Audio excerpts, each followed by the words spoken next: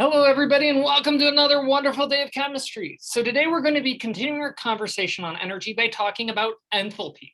So enthalpy is a fancy way of talking about heat. Specifically, it's a way of addressing heat while neglecting the internal energy dependence upon work. So when we talked about internal energy, it accounts for changes in pressure and volume of the system because of that inclusion of PV work.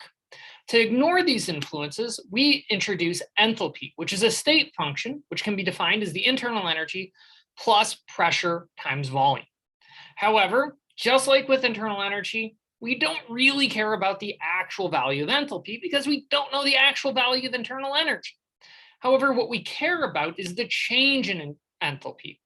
This can be given as the change in internal energy plus, and this one's a little tricky, the change in pressure and volume together. Now, using the fact that pressure and volume are state functions and a couple quick calculus tricks, we can separate out this change in pressure and volume as the pressure times the change in volume and the volume times the change in pressure. So this can be a little bit tricky to work with, and there's some finickiness to this equation. However, most of the time it's simplified by the fact that we either are keeping pressure or volume constant. However, what it does illustrate is if I know how the pressure and volume are changing, and I know the change in internal energy, enthalpy should be fairly straightforward to calculate. However, the real big advantage of this definition of enthalpy is we can combine it with what we already know about internal energy.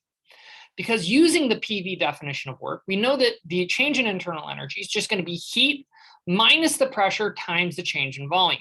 Now, if I insert this into my enthalpy definition, we get heat minus PV plus PV, and these two terms will end up canceling out. So enthalpy can be given as the heat entering or leaving the system times the volume times the change in pressure.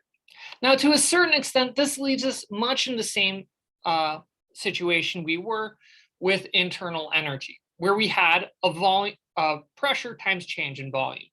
The biggest difference here is that most of the time we don't work under constant volume conditions.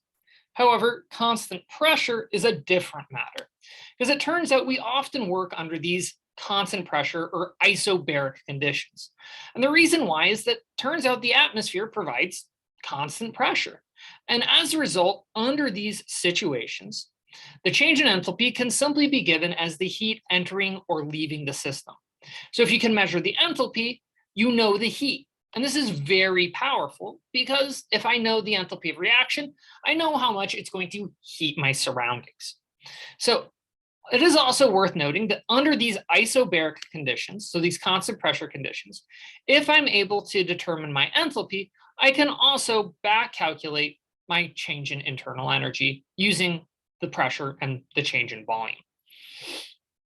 So again, if you can measure the change in volume, which may or may not be zero, and you know the pressure of the system, you should be able to back out both internal energy and enthalpy. Now, this provides us definitions for both enthalpy and internal energy. And one of the things I want to emphasize is they both give us heat, but they both give heat in very different states. So if you're working with a closed system, so think about a pot where you have a constant volume, then your change in your heat is just going to be the change in internal energy. So if you can measure the change in internal energy, you know how much heat has entered or left the system.